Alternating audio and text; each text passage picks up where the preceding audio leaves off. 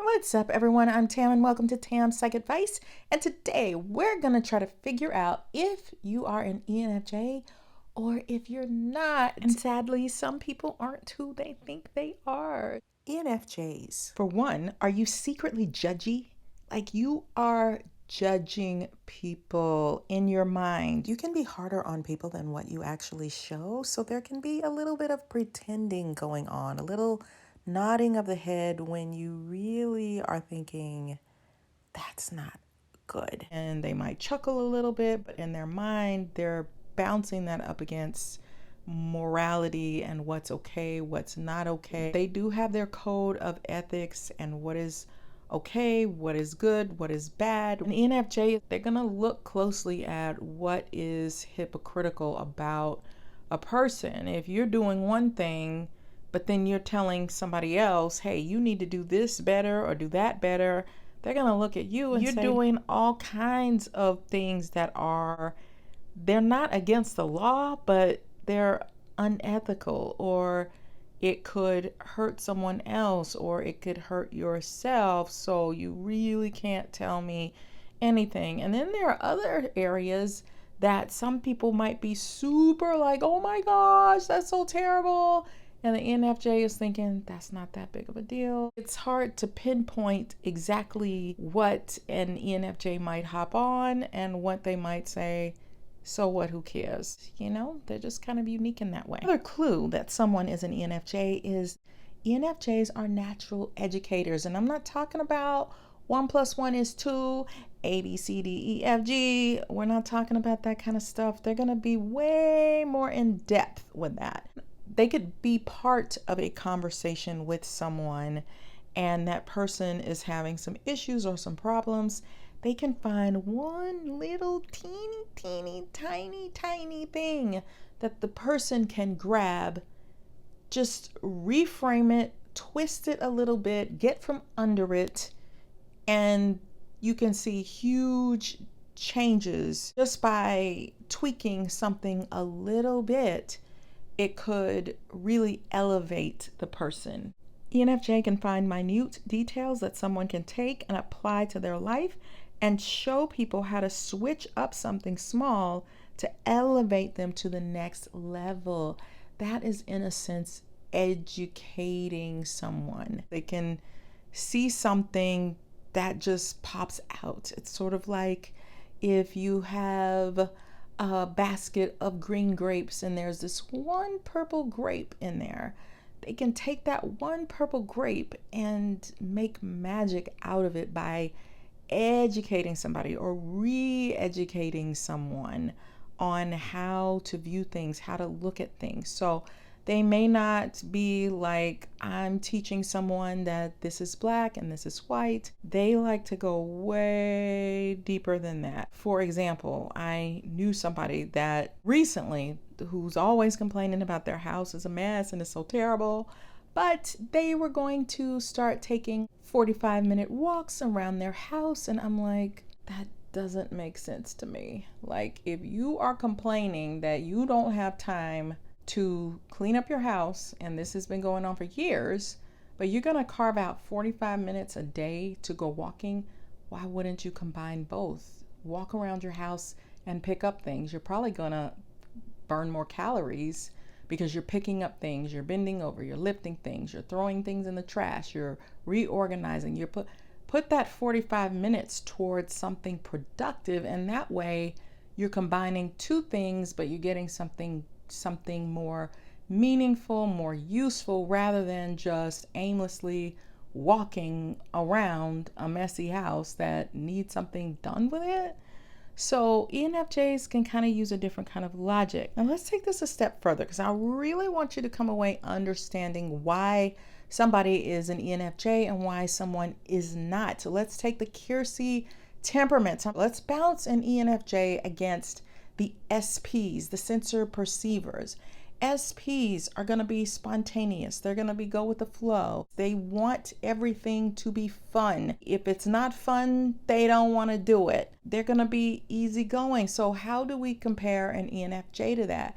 Is an ENFJ spontaneous? Sort of. If they've got all their ducks in a row, they're undercurrent is solid and they've got their structure in place, then yes, they can be spontaneous and go with the flow and have fun. Are ENFJs fun? Let's pair them with an ESFP. Those two types can get along really, really well and really enjoy each other's company and have lots of FUN, which is really huge in SP world. Is fun as big of a thing in ENFJ world? No. They're gonna be more into intellect or studious things than just fun. However, they can be a lot of fun. They can let loose. They are outgoing, friendly people by nature. They get energy from people. So in that sense, they can be like an SP. For example, I've been watching this girl on YouTube who was homeless, and now she's got money, but she keeps spending her money on fun things. That's SP. So it's like, even though I know I should be saving, if life ain't fun, then I ain't doing it. So ENFJs could probably take a little bit from that page, because sometimes they might spend their entire life and forget to have as much fun as they could. But they don't lead with it, but they can be a ton of fun. ENFJs can be all over the place. Their J is going to ground them, so they're going to eventually come back to trying to add structure. They need structure, they crave structure, but they can also fight for it. An SP is going to be have an easier time with 1, 2, 3, 4, 5, 6, 7, 8, 9. ENFJ might go 8, 6, 3. They might take a cookbook and they might go from beginning to end, but they might start in the middle and hop back to the front. There's an elusive part that an ENFJ is constantly trying to get control of, but they will eventually get control of it usually. But it's a fight. That intuition is sort of like the SP's P, where it's just kind of this roundabout sort of thing. SPs, some of them are known for being joke tellers, comedians. ENFJs can hop into their own sort of comedic type of things. Like they can be quite silly and funny and playful like SPs, but like I said, they're not going to lead with that. It's not at the forefront. It's sort of like, okay, I got everything done now. Let's go have a good time. Let's talk about the SJ temperament, censor judging temperament. So you would think that they were more like an SJ. I think if you were in a work environment, they would prefer probably an SJ environment over an all SP. It would be better to mix it all up for an ENFJ, honestly. But if they had to choose, they probably would pick that SJ temperament because it's more like, okay, we're not waiting forever. We're getting this done. Like we're making some decisions. We are following a schedule. We have rules. We know what's happening here. And we're not just like, okay, I'll wait until the 2 hours until the day is over like an SP might do. And then say, okay, now let's get this stuff done. I got an adrenaline rush. They don't like that. They want to kind of know what the heck is happening and let me follow that train of thought. So their S is going to help them to get that done, but heavy SP, they're going to be competitive. They're going to want to win. ENFJs, I know I'm hopping back, but ENFJs, competitive, yes and no. Like if we figure out a way to win, then we're gonna do it. When I'm playing like Candy Crush or there's some other games that I play against other people, at first I'm losing, but then eventually I learn some little tiny tricks. So while you're sleeping, or I've just figured out some strategies, ENFJs are gonna kind of learn as they go and they're gonna perfect. Yes, an SP is naturally competitive. They want to win. They're the most competitive types. Yeah, you might beat the ENFJ, but the ENFJ is going to be figuring out some other little things along the way. It's a possibility that they're going to start pouncing on that SP, but it's not as important in most things. And ENFJ is going to lose at a lot of competitions because they don't care. In Candy Crush, I have to compete with people to win boosters. I could care less about the competition itself. I just need the boosters so that I can get to the next level of the game. Oh my gosh, we got to eat our spaghetti the fastest. I got to win this card game. They might be playing the card game because they want to get to know you. They want to go deeper. They want to have a good conversation, not because, hey, I want to beat you. I could care less. You can win. You can have it. But if they're trying to prove a point, then they might step in and beat you. Back to SJs.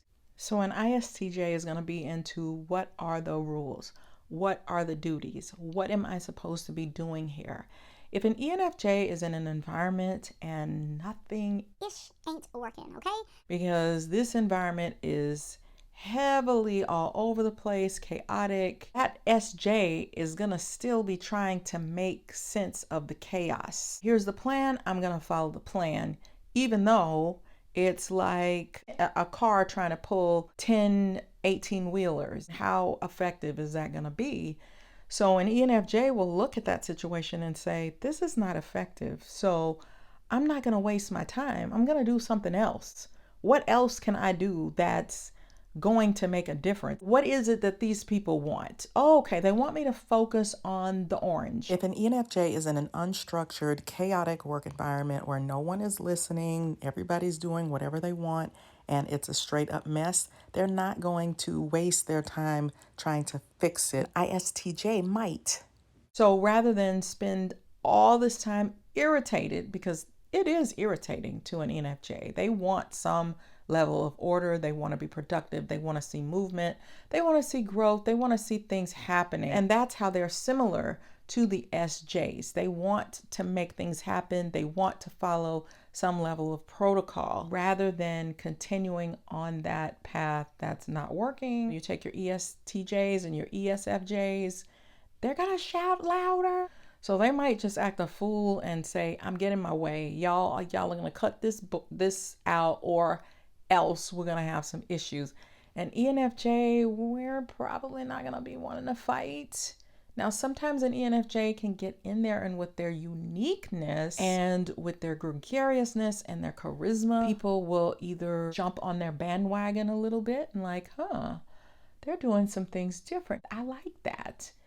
Or there could be a little envy of the ENFJ, like, who does this person think they are? There's something kind of special about this person. So now I want to compete with this person, especially if it's an SP. Or I want this person isn't noticing me, so I want to get the ENFJ's attention. So they might have some of those things working against them, but because ENFJs sort of feel the room, they're going to be playing this sort of ping pong thing with lots of different people and scenarios. And sometimes the ENFJ will say, I'm not backing down. I'm going to stick with this. I'm going to push your buttons a little bit. Or they will say, I just don't want to argue or fight, so I'm going to back down. So they're always evaluating each and every little scenario and situation. Whereas that SJ is going to be like, look, I'm not going to be that flexible because I don't have enough Myers-Briggs letters to be flexible. The SJ might be too rigid for an ENFJ. They might want some wiggle room. I don't know if I want to follow this schedule exactly when I feel like there's another angle, there's another avenue. I just want to relax in a sense and not be so uptight, because ENFJs can also feel very uptight like an SJ, but then there's a piece of them that doesn't want to be uptight at all. They need a little room to be laid back. An NT, intuitive thinkers like INTJs, ENTJs, INTPs, ENTPs, they can be a little intimidating to an ENFJ. But then on the other hand, ENFJs can kind of get them, like really, really get them. They're gonna rise above your feelings and how you feel. People respect NTs because they can be very straightforward in their approach. So you kind of know who you're dealing with. And ENFJ, they can waver on certain things. They can be like, okay, well, what about how this person feels? They're just going to be like, no, this is the way that I'm doing it. And not to say that they can't be humanitarian too, but it's just when it comes to how they move, how they make decisions, how they're going to handle certain situations, they can be really assertive, really aggressive. ENFJs can be also intimidating and aggressive in a way that they don't recognize, especially if they're really extroverted. They can have a pretty strong hammer, but it's just different from that NT take charge. So basically with an ENFJ, the people are going to be the focus. They're always going to be focused in on people, their nuances, the little tiny details, the little things about them, the contradictions, the figuring them out, the intrigue, the hey, how can I help this person elevate? How can I help them be better? What can I do to please them? Or just knowing this person is going through something. ENFJs also feel too hard about other people. I put myself so deeply into other people's shoes sometimes. It's like I can't separate my energy from their energy. I think ENFJs might do that more than any other type in a way where it just breaks them. They can fall to pieces. They may not show you that, but inwardly. And I think that's why a lot of people come to ENFJs for advice, for help, for support, because the ENFJ is not selfish in that way. They could probably fall apart and people have no idea more than any other type. So if that happens to you on behalf of other people, then you might just be an ENFJ. So where you could get an ENFJ mixed up with an NT type, like an ENTJ. NTs are big on competence. Competence is the ability to do something successfully or efficiently. You have the ability to do something well. You're capable of performing a task or job effectively. Competence can include the knowledge and skills needed to solve something. So ENTJs, INTPs, all of them are going to have some area of competence that they are huge on. Like they don't have a tolerance, but the ENFJ also is big on competence in some areas. They want to do things to the highest level possible. Where they differentiate is it may be because they want to please someone, they want to impress the NT. So where the SP comes in, that could be a little confusing between an ENFJ and an ESFP is the competitiveness. So ENFJ is not going to be competitive per se, but they do want to impress. They are sort of internally, quote unquote, competitive in the sense that they want to rise to the top. They want to do well. They want to shine. They want to accelerate. They want to take all the knowledge that they have accumulated over time and combine it and show, hey, this is what I can do. Like what I'm doing is going to be outstanding. But it's not to say that there's not room for everyone else, like competitive in the, hey, I'm the winner. In an ENFJ's mind, can we all be winners? Can we all make this organization great? You have space, I have space, but competitive in the sense of, let me go higher. Where they will differentiate, an ENFJ can let some competence go in some areas where it's kind of like, I'll be flexible on that, or I can kind of look at another person's point of view and kind of let that go. The NT is going to be harder core, where they're not going to relinquish or let go. You might get an ENFJ confused with an SJ, like an ESFJ, in the sense that they can both be leaders. SJs like rules. ENFJs like following a set of rules also overall. That's what they can have in common that can confuse you about them. However, an ENFJ, they're gonna be flexible in some areas in which an SJ may not be. I don't have to control the rules to that degree. ENFJs are extremely intuitive. They're always reading into people, and not just for the sake of, oh my gosh, let me just not for a negative reason, but they just are intensely curious about people, and they like figuring out little things and helping, back to that educator thing, people to elevate to a next level by using their introverted intuition to benefit humanity. So I hope this gives you clarity on whether you are an ENFJ or someone else that you know who says they're an ENFJ, but you know that they really aren't. So let me know in the comments, what is your number one way to know that you're an ENFJ? Make sure you subscribe to my channel. It really helps me a lot. It motivates me to keep making ENFJ videos and like it. Also check out my book, Flip the Script on Love. It's gonna kind of give you, it's really taking you into my world at the time. So check out both my books. I will put the link in the description box. And thank you so much, lovely friends. You guys are my friends in my head. Thank you for watching my video, and I'll see you guys on the next one. Bye.